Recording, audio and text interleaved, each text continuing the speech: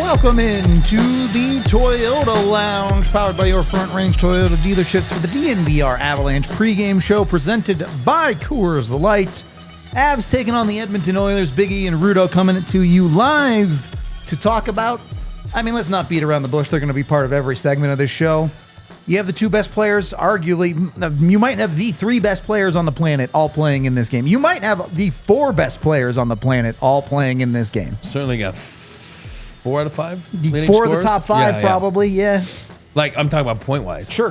Forget best players, Forget about leading KL, scorers. You know Yeah. That's the story of the night, my friend. That's just what it is. The stars are shining tonight.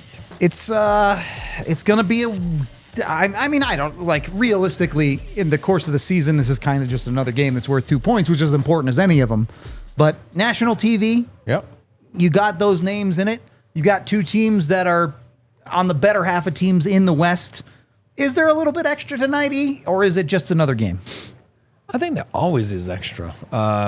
Look no further, this generation, of Crosby versus Ovechkin. You know what I mean? It brings the best out in you. It just does, because those guys are wired differently.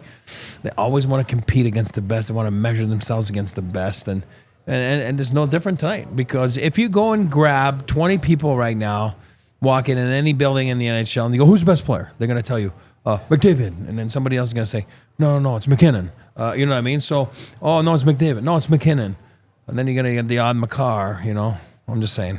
But I don't think it's that odd. Right? It's just like, so when you play against one another, it just brings that out in you. It's a little more special. It's a little more juices flowing. Gretzky Lemieux back then, now you're going to see, what is it, Bedard Celebrini probably coming up over the next few years, right? It's just the way it is. And I think it's important, because I'm not saying you play differently. I'm saying that your juices are flowing maybe a little more. For sure. It's not unusual to see that step up for guys when they know they're playing the best. It's just human nature and how that works. For the Avs lineup, expecting a couple of changes tonight. Sam Girard, I got the shirt on, expecting him back in the lineup. Sounds like Sam Malinsky might be the one getting sat tonight, but we'll see if that's official or not. This morning, they didn't really do any line. It was more special teams, and then you can tell just by listening to people and comments that it might be time to get a little reset. Yep. His play has not been, and that's normal. Been a tough couple of weeks, for sure. And it's normal. Listen, you're not going to be at the top of your game, but what do you do? It's like, okay, that's like a little timeout, and then you come back stronger. You know what I mean? Look, the reason you run 7D is to give guys a night off when it's been a struggle sometimes, and sometimes right? That's the best thing that can happen to you. Either fold or you come back stronger. I think he's going to come back stronger. And again, we're all assuming here, but if not, we'll apologize in about 5 minutes and say, we apologize, we were wrong. But we do believe that's what's going to happen with Sam tonight, Malinsky. And then the other side, before we get official confirmation of who's in the lineup, Mikko Rantanen, it looks like he's going to start the night at center. Avs kind of looking, I don't want to say long-term solutions, but they're juggling that 2C spot right now. I think it's experiment. We'll hear from Bednar later on this presser, right? I think we're going to play, but he does touch up on it, and I think it's normal. Let's not beat around the bush. Casey's struggling too. You know what I mean? That's just the way it is. And if he wasn't struggling, you wouldn't be doing that. But now he's struggling, and sometimes you hit waves of you're not on top of your game, and that might happen in playoffs too. And then sometimes you can't wait too long, and then you revert to something that you tried during the regular season. Oh, this works too, right? Yep. No, look further than when they split up Taze and Makar last few years. A couple times you're like, who is it? That's Sammy and Taze work together. Gerard and sometimes, Taze. Well, this year more have been Malinsky when he was playing well. I mean, remember a couple years ago, they're like, it works. And if it, I'm just saying, you try stuff, and sometimes in your back pocket, you're like, okay, You have other options. You have other options, and I think this is what it's about. And is it going to last one shift? Maybe. I don't know. You got the two best.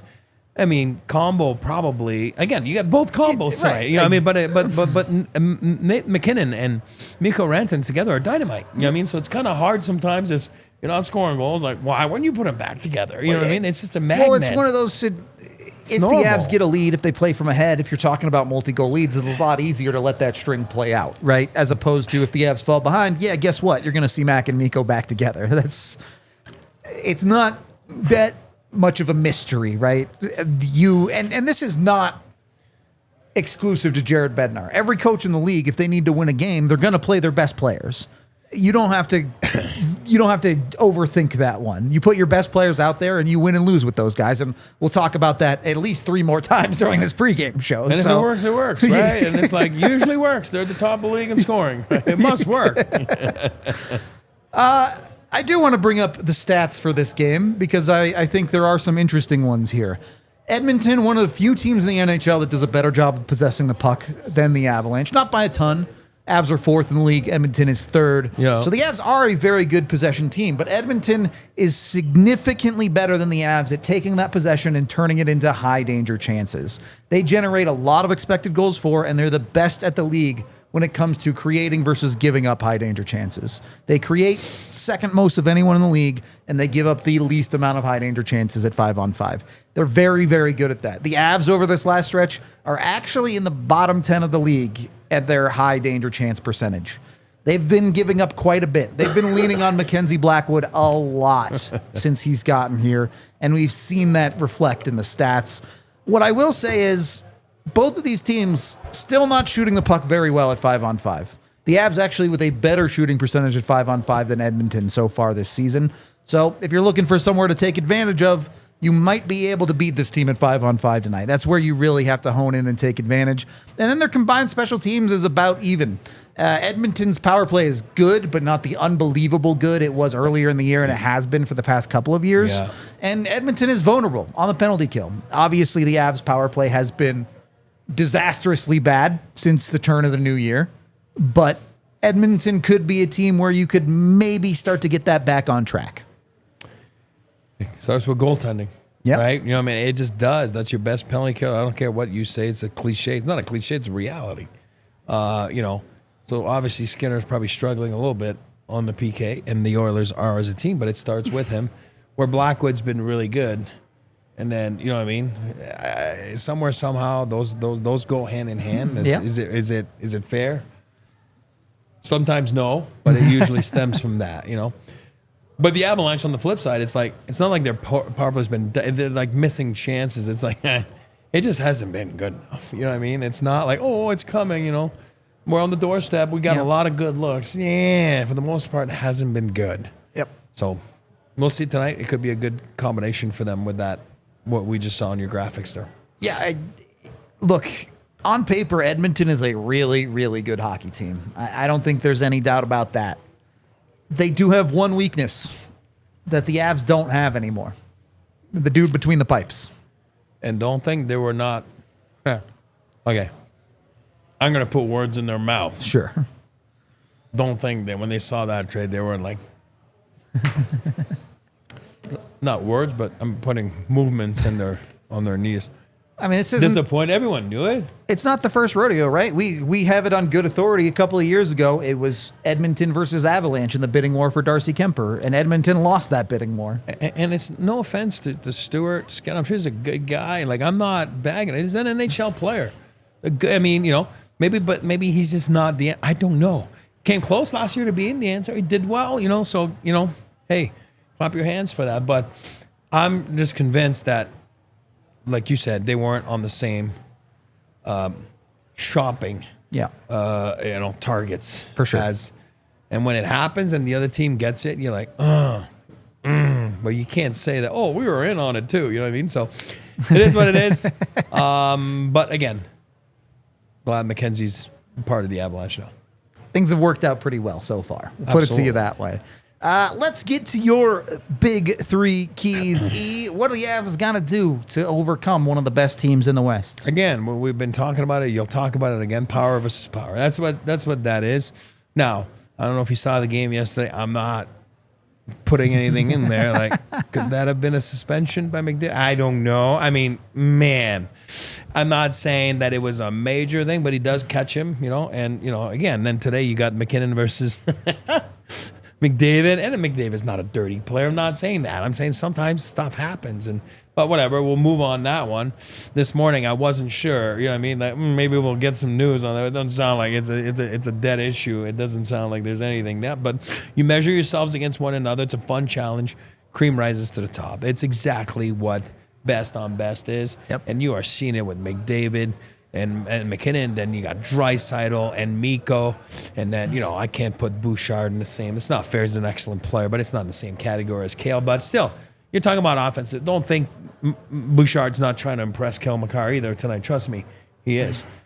Number 2, urgency throughout the lineup, special teams, clock management, game management. I'm going to say something like about. I think if they can figure out on the power play that, they're the best team in the league. At scoring 6-on-5 goals, right? They have 6 with the goalie pull, and they have 9 because of delayed penalties. That tells me something, that when there's a goalie pull, there's a little bit of urgency. If the other team touches the puck, it's a dead play. So they're urgent. They're on top of their game. Yep. And then at 6-on-5 at the end of the game, there's a clock you're trying to beat. So there's a little bit more urgency. You know what I mean? Yeah. I feel that the Avalanche is so good, and we all talk about it. They're so good. If they have that a little bit, maybe that's going to unlock their power play a little bit. But anyway, special teams, clock manager, all that type of stuff. Start putting it together. And then number 3, I say tempo continuity. What do I mean by that? It's, from shift to shift. Fourth line has a great shift followed up by a great shift by the first line. Moment to moment. If you're having an unbelievable moment where, it's 2 big saves by your goalie, you follow it up with some tempo on your side. So use moments in the game, use shifts, use anything to bring a little bit of continuity to your game where it's not a little, like what we saw a little bit lately, like inconsistent at times and at times really good and then at times really inconsistent. Try to zip it, put the zipper, like a zipper does. You put it all together and then have maybe a little bit more continuity. So I think it's a fun one. I think we're excited. I think you're excited. I know Nick Richetti was excited to be at the game. I mean, everybody's like, oh man, this is fun. This is McDavid, versus McKinnon. I think this is the story of the night in the NHL. It just is. Look, you don't have to like it, but these are the superstars at the front of the league now. Connor Bedard will get there. He's not there yet, as much as people want to believe he is. You have other superstars in the league. Crosby's on the back 9 of his career. He's still an amazing player, but he's not the guys that are winning the trophies, that are carrying this league on their back the way guys like McDavid and McKinnon are. And you can throw McCarr and Draisaitl in there too, and even to a certain extent Rantanen. But these are the premier players of the NHL. And that's why this game is on national television. That's why these guys get the promotion that they do. With that being said, Pardon me. And look, the players are no different than us, right? They knew going into the night that this puck drop wasn't really going to be until like 7:50. But does that affect you a little bit? Does it mess up your in-game or your pre-game routine that you always talk about so much, or is it something you can adjust to a little? No, I think you adjust to it, but I tell you one thing, I didn't know how to count. So, I mean, so if you throw it off, like usually it's a 7 o'clock game, now you put it in 7:47 puck drop, then it's like, and there's a clock in the locker room. They're everywhere. They're in the main room. They're in the side rooms. And no, it's the game clock, like the clock that's in the. So it's going down. So that's how you base yourself on, like, oh, I got to be here, or I got to do this, or the meeting's right here. So that one you do have to ask, like trainers or medical guys, like, what's the timing again? And they're like, oh, it's minus 40 or plus 47 or whatever it is. And then you kind of adjust that, and he just throws you off, or it makes you even more ready because now you're dialed in. Again, I always talk about it. You're focused. You're preparing.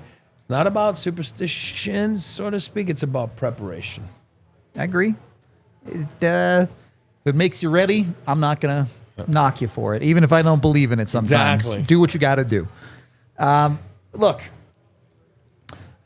I think it's safe to say that over the last stretch of games, you've wanted more out of the Avs' best players. And I know McKinnon had 2 points the other night, but go look at those points and tell me McKinnon did a whole lot on them.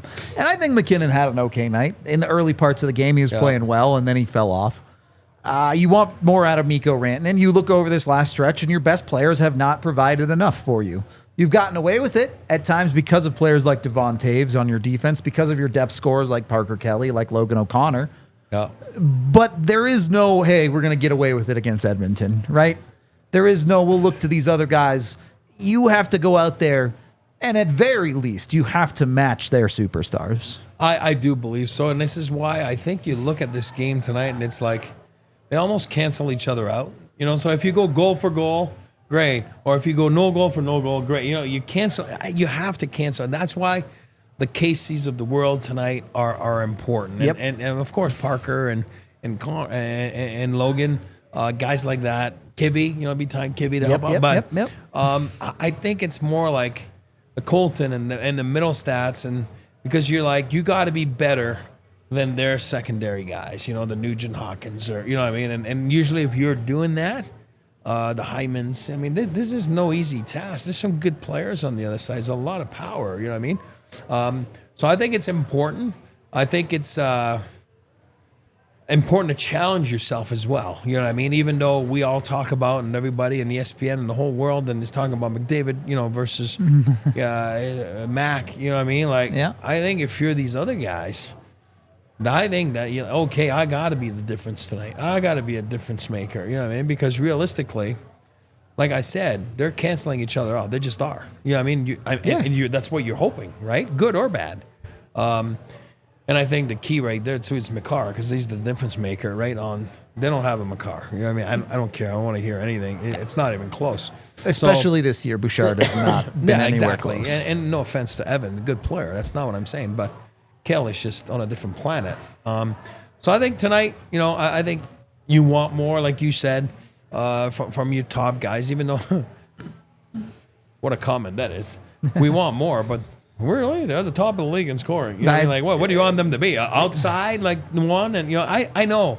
We're just saying they're that good. Yeah, right. When you're that good. It's crazy to say, but they're that good. They're that good, and that's why you're so demanding of them. And they love it, and they want it, and they want the pressure. It's not even pressure. I think Gretz had talked about that last year. Like, it's not even pressure. It's like you're enjoying it. You want to be like, oh, no, we don't want overtime here. Please. Keep hitting the post. Do the flurry there. Rub the post a little bit there. Give it some love.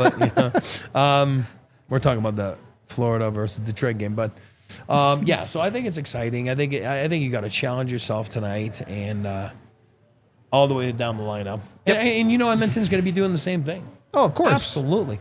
And you know what? Stuart Skinner's going to be doing the same thing too, because he's going to be like, I don't care. They didn't need to go get Blackwood for me. I'm just as good. You know what I mean? That's awesome. You know what I mean? You don't go to the Stanley Cup Finals not being a good goalie. You know what I mean? So somehow, Stuart Skinner's got some talent in him. You know what I mean? So it is what it is, and he deals with it, and he's dealt with it for years about always people wanting somebody else different than him in the net. Yep. And he's got the great mustache too, so it's all good. He rivals your beard, maybe. You know. As long as he doesn't rival my mustache. My mustache sucks, so. His is thick. Yeah, it's like it's big. It's awesome. No thought to playing Calvin Pickard against his ex-team tonight? I know they played last night, right? Yep. Pick played last night. I think they, I don't know, sometimes you overthink those things, right? You know what I mean? And they won 5-3, right? Yep. So it's like they were more like, okay, the Avalanche are more dangerous. You know, we'll play our number one. I get it. I get it. But kind of like the Avs did with Black. Yeah, of course. Trent Miner the other day, right? Yeah. Or, you know, you play the weaker team with your weaker goalie. It is normal. I just thought I brought it up. I know. I agree, yeah. Think there's nice man, by the way, Calvin. Nice. Do you kid. think that back-to-back matters at all? Or do you think national game, two good teams, that doesn't really have too much of an effect? You know what I think of Segababas, and and the Avs are so good at them anyway, but I didn't even look at the, honestly, Oilers schedule. Is this my usual 3 and 4 answer? I don't know. I got to look back, but all right, no overtime. Yeah, there will not be an overtime in this game. So, yeah, I'm not worried about it. The Avs better be on their game because Edmonton's going to be ready in the first period. And again, it's always the fresher legs. They just played last night. I don't care what people say. It helps you. It just does. Now, later on in the game, different story. But in the first period, if you can be smart and you can capitalize on the other team being dumb, which would be the Avs tonight. Hopefully it's not going to happen. Knock on wood. There you go. Then if the game unfolds, if you make it hard on the other team, on the opposition, then that's why sometimes the Sega Baba can be tough. You know what I mean? But if you make it easy on them and you give them gifts, I'm telling you, you're fresher than the other team because you just played. It's weird. It's just a weird feeling. No rust. Nope. Not that one day really gives a whole lot of rust to but the it Avs, does. But It just does. It puts your clock on. Slow down. You know what I mean? Well, I mean, we'll see how it plays out. Obviously, you do feel like a little bit more consistency on the goal scoring side is coming for the Avs. I know they had that big game against Minnesota, but you can't. This team is too good to score as little as they have over the last 5-6 games. They're just better offensively than they've shown. Yeah. I mean, if you're smart, I'm sure we'll get to your bets later, but I mean, if you're smart, if you're thinking about this, it's like you got to be thinking this is an over, type of game. You know what I mean? With the power that's putting up points at the rhythm that they are this year, those four guys and Kale, and I mean, you would think that there's going to be some goals scored. You know what I mean?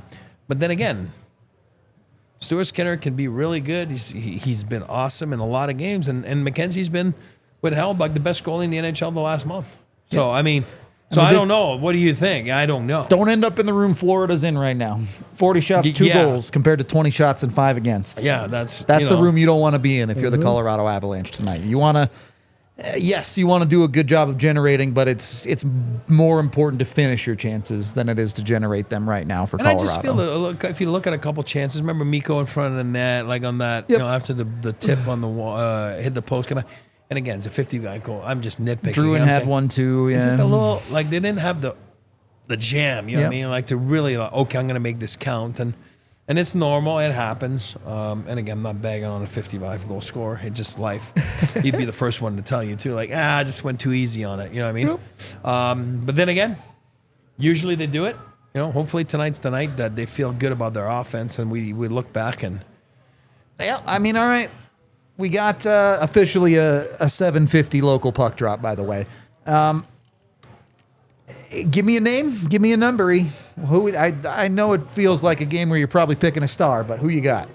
No, I told you beforehand. I'm sticking. I took him last game and maybe the game before, and I'm going to keep picking him. I'm going Casey. I do believe Casey comes out. He comes out of it. He needs to come out of it, and he knows it. But there's ups and downs in the season. He's in one right now. He'll come out of it, and hopefully tonight's the night. Got a number? Yeah, I'm going 6-2 good guys. That's big. Big numbers. 6-2 good guys. I like your Casey pick, but I'll switch it up. I'll just say something a little bit different. I am going to take Mikko Rantanen. I like that. I think that center angle, something different. And not necessarily that he should stay at center, but I just think something to get him going, something to amp him up and play to the ability that he's capable of, I think might work for him. So I'm going to take Mikko Rantanen to score. I'm going to say 5-2. I'm going to take the undercut on you. I do think it'll be a high-scoring night, but I just feel like it. Yeah, I like it. I think it's a good option. We'll have to see how it actually plays out, of course, but we have my bets to make things a little bit more interesting with our pregame picks with Bet365 even, where things are never ordinary. Eric did take one of my bets there, but, I took the Avs to cover at plus 195. Yep. Then I took the over, and then I took a Casey Middlestat point tonight at plus 165. So you got some decent money options out there in this one. If you think the offense is going to show up for both teams, the over feels like an easy bet. Maybe even go bigger. Eric's got the 6-2. Take over 7.5. You can get plus money on the over. Yeah. If you go that way with it. So either way, whatever you bet on, make sure you're doing it with Bet365. You can get it on their pregame picks, or you can get it on their live betting too. When you do gamble with them, of course, you must be 21 or older, physically located in Colorado. And if you or someone you know has a gambling problem, call or text 1-800-GAMBLER today. We got a couple more minutes here as we are winding towards puck drop here, E. I guess my question is, how do you think these players handle the media? And I'm not saying that they handle it poorly or anything like that. Yeah. But compare, say, a Mikko Rantanen to a Connor McDavid. The Connor McDavids, the Cale Makars of the world, they've been handling media since they were 14, right? They've been so good for so long. But Mikko Rantanen, who played in Finland and sure did plenty of Finnish media there, playing pro at 16, does it affect someone like Mikko a little bit more than it does these guys who've been doing it their whole lives? Or is everyone in the NHL just so media coached these days that it doesn't matter? Well, I think you do get media training, as you should. It's such a crazy world nowadays with these things. But I do believe it's your personality as well, right? I think, you know, some people are more outgoing. Some people are more like, how do I say it? Like, they'll let their personality shine in front of a camera, in front of a microphone. I've seen some guys that are so smart and so cool and so fun to talk to, and you put a camera and a microphone in front of them, and they can barely talk, can barely breathe, and they freeze, and it's just not natural. So I do believe it's a little bit of your personality takes over. Sometimes it's a little bit the circumstances you're in. For example, Mikko, it's like a contract year, so I'm sure he gets old to answer those questions about the contract, and then some guys just think they embrace it and they want to talk about it because they feel it makes them deal with it a little bit easier that way because they're putting more pressure on themselves and they like to do it. So I think it's more individual. I think it's more circumstances of the situation you're in. And I think in the market that you're in has a lot to do with it, which is totally different here compared to a Toronto market or a New York market. Or, I think the market you're in has a lot to do with it. And for sure, Colorado, one of the easier media markets. There's no doubt about that. Yes. Just to confirm the lineup tonight, the forward core is essentially the same, just Rantanen slotting in at 2C. Middlestat, at least to start, getting dropped to that 4C position with Poland and Inola on his wings. So I guess that's not necessarily true. That's why I true, picked them. Right now, the lineups say Colton with Kelly and Parsonen as the third line, and O'Connor and Kiviranta with Rantanen to start. That's not going to stay the whole game. I'll put it to you that way. No. On the defensive side, Gerard jumping right back in on that second pairing with Josh Manson, making it DeHaan and Middleton as your bottom pairing. So, Sammy. We'll see. Maybe Sammy jumping back in can make a little bit of a difference tonight. Unfortunately, didn't have time to get you guys to Bednar's presser from pregame, but it sounded like he was pretty curt about it, so probably didn't miss too much. No. Is what it is. All we can do now is wait and see what happens in this game. So we're going to wrap up our pregame. Of course, join us for the watch-along. If you want to watch the game with us, we'll be live right here doing it. And at very least, join us for the post-game where we will break down no matter what happens in this one. For Biggie, I'm Rudo. This has been the DNVR Avalanche pregame show presented by Coors Light. We all silly like the mayor.